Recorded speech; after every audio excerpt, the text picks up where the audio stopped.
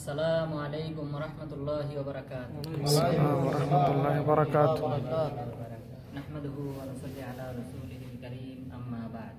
সম্মানিত দিনী ভাইরা, আমরা রাসূল সাল্লাল্লাহু আলাইহি ওয়াসাল্লাম থেকে বর্ণিত যে সকল জিকিরের বাক্য রয়েছে, আল্লাহর জিকির করা যায়, আল্লাহ তাআলাকে স্মরণ করা যায়, সেই সকল বাক্যের মধ্য থেকে সুবহানাল্লাহ, আলহামদুলিল্লাহ, আল্লাহু আকবার, লা ইলাহা ইল্লাল্লাহ এই বাক্যগুলির ফজিলত নিয়ে আলোচনা করতেছিলাম।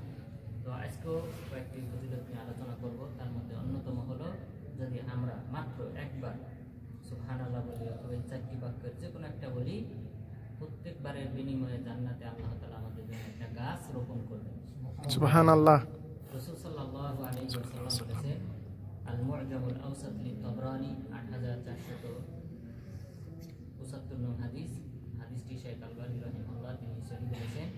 আব্দুল্লাহ ইবনে আব্বাস রাদিয়াল্লাহু আনহু থেকে বর্ণিত, রাসূল সাল্লাল্লাহু আলাইহি ওয়াসাল্লাম বলেন, মান ক্বালা সুবহানাল্লাহ ওয়ালহামদুলিল্লাহ ওয়া লা ইলাহা ইল্লাল্লাহ ওয়াল্লাহু আকবার ওয়ারাসাল্লাহু লাহু ফিল জান্নাতি বিকুল্লি ওয়াহিদাতিন মিনহুন্না শাদাকা। তোমাদের মধ্যে কেউ যদি সুবহানাল্লাহ বলে, আলহামদুলিল্লাহ বলে, আল্লাহু আকবার বলে, লা ইলাহা ইল্লাল্লাহ বলে, তাহলে প্রত্যেকবারের বিনিময়ে আল্লাহ তাআলা জান্নাতে একটি করে বৃক্ষ রোপণ করবে। সুবহানাল্লাহ।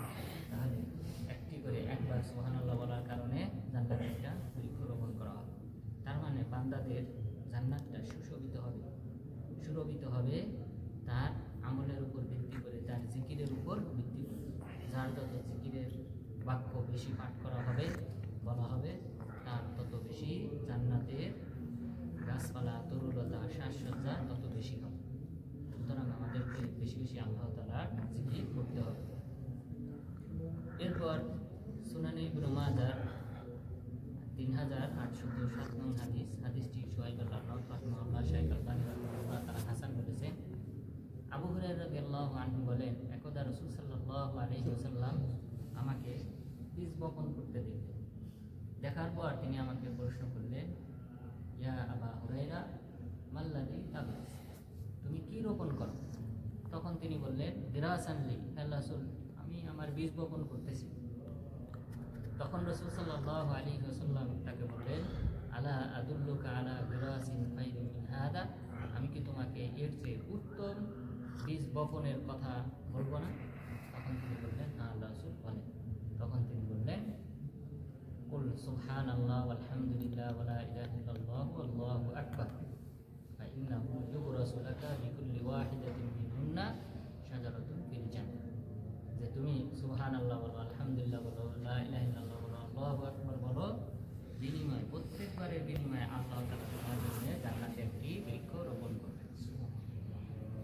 তাহলে রাসূল সাল্লাল্লাহু আলাইহি ওয়াসাল্লামের ভাষায় স্পষ্ট যে দুনিয়াবি গাছ রোপণ করতেছিলেন, তুলনা হিসেবে তিনি বললেন, তুমি দুনিয়াবিটা করতেছো ভালো কথা, কিন্তু এর চেয়ে উত্তম যে বৃক্ষ রয়েছে সেটা হলো এই চারটি বাক্য পাঠ করলে আল্লাহ তাআলা তোমাকে জান্নাতে এই বৃক্ষ দান করবে। তাহলে জান্নাত সুশোভিত হবে, সুশোভিত হবে এই সকল জিকিরের বাক্যের কারণে।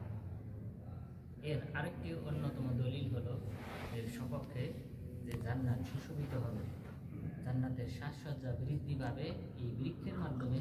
তার অন্যতম দলিল হলো যা সুনানুত তিরমিজিতে উল্লেখ হয়েছে। সুনানুত তিরমিজির 3462 নং হাদিস। হাদিসটি শাইখ আলবানী রাহিমাহুল্লাহ তিনি সহিহ বলেছেন। এখানে রাসূল সাল্লাল্লাহু আলাইহি ওয়াসাল্লাম বলেন, মারারতু বি ইব্রাহিম লাইলাতান উসরিয়া বি, যে রাতে আমাকে মেরাজ করানো হয়, মেরাজ 7 আসমানের উপরে যখন আমি যাই যে রাতে, সেই রাতে আমি ইব্রাহিম আলাইহিস সালামকে দেখলাম। ইব্রাহিম আলাইহিস সালাম তখন তিনি বললেন, আকরি আলা উম্মাতিকা সালাম মিন, যে তুমি আমার পক্ষ থেকে তোমার উম্মতকে সালাম দিবে এবং তাদেরকে ওয়া আখবিরহুম আন্না আন্না আন্না জান্নাতা তাইয়্যিবাতুত তুরবা ওয়া আযবাতুল মা, তুমি তোমার উম্মতকে জানিয়ে দিবে যে এই জান্নাতের মাটি হলো অনেক সুন্দর এবং ওয়া আযবাতুল মা, পানি হলো অনেক সুস্বাদু, এবং ওয়াহিয়া কিআন, আর এই জমিনটা জান্নাতটা হলো গাছ শূন্য। কিআন মানে হলো গাছ শূন্য, গাছপালা নেই, তরুলতা নাই, কোনো কিছু নাই। ওয়া আন্না মিরাসুহা লা ইলাহা ইল্লাল্লাহ সুবহানাল্লাহ ওয়ালহামদুলিল্লাহ ওয়া লা ইলাহা ইল্লাল্লাহ ওয়াল্লাহু আকবার।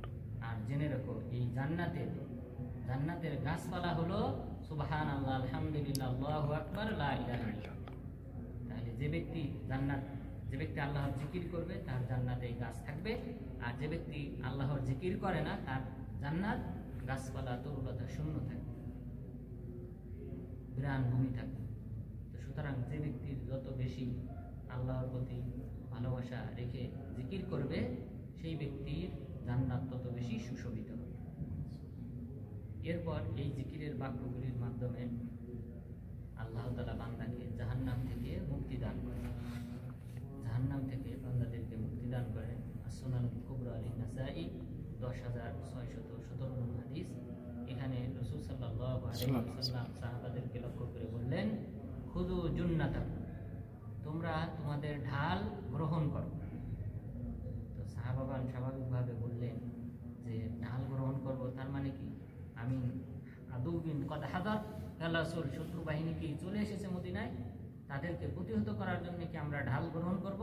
তখন তিনি বললেন, খুযু জুন্নাতাকুম মিনান নার, জাহান্নাম থেকে বাঁচার জন্য তোমরা ঢাল গ্রহণ করো। এরপরে বললেন, কওলু সুবহানাল্লাহ আলহামদুলিল্লাহ ওয়া লা ইলাহা ইল্লাল্লাহ ওয়াল্লাহু আকবার। এই চারটি বাক্য তোমরা পাঠ করো, তাহলে জাহান্নাম থেকে তোমরা রক্ষা পাবে। এটা যেন তোমাদের জন্য ঢাল স্বরূপ কাজ করবে। ঢালের মাধ্যমে যেভাবে শত্রু বাহিনীর ছুড়ে মারা তীর, ধনুক ইত্যাদি থেকে তোমরা যেভাবে রক্ষা পাও, বল্লম থেকে রক্ষা পাও, অনুরূপভাবে জাহান্নাম থেকে তোমরা রক্ষা পাবে আল্লাহর এই জিকিরের বাক্যগুলি পাঠ করবে। ফা ইন্নাহুন্না মুজান্নিবাত ওয়া মুআক্কিবাত ওয়া হুন্নাল বাকিয়াতুস সালিহাত।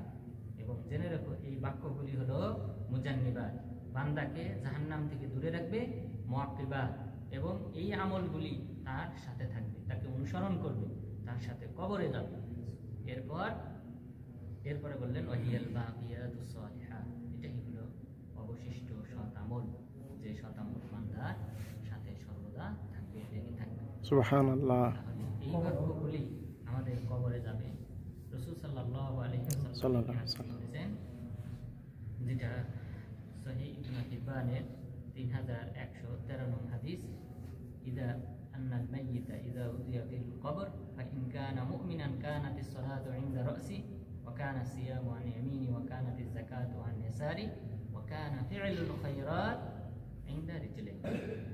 যে কোনো ব্যক্তিকে যখন কবরস্থ করা হয়, কবরে দাফন করা হয়, ওই ব্যক্তি যদি মুমিন হয় তাহলে সালাতটা তার মাথার কাছে অবস্থান নেয়, সিয়াম তার হাতের ডান পাশে অবস্থান নেয়, এবং যাকাত তার বাম পাশে অবস্থান নেয়, এবং অন্যান্য যত ভালো আমল আছে, কোরআন তেলাওয়াত, আল্লাহর জিকির, অন্যান্য নফল ইবাদত, সবগুলি তার পায়ের কাছে অবস্থান নেয়।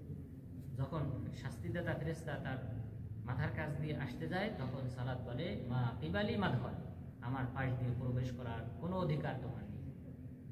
এরপর ডান পাশ দিয়ে সিয়াম বাধা প্রদান করে, বাম পাশ দিয়ে যাকাত বাধা প্রদান করে, পায়ের কাছ দিয়ে অন্যান্য যত ভালো আমল আছে সব ভালো আমলগুলি বাধা প্রদান করে।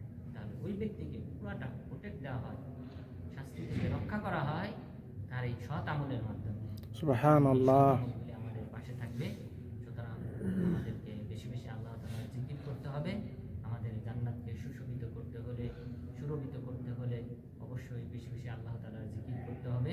আল্লাহ তাআলা যেন তার জিকিরের মাধ্যমে তার নিকটশীল বান্দা হয়ে কবরের শাস্তি থেকে মুক্তি পাওয়ার তৌফিক দান করেন, এবং সেই সাথে জান্নাতুল ফিরদাউসে অধিবাসী হওয়ার তৌফিক দান করেন। আমিন।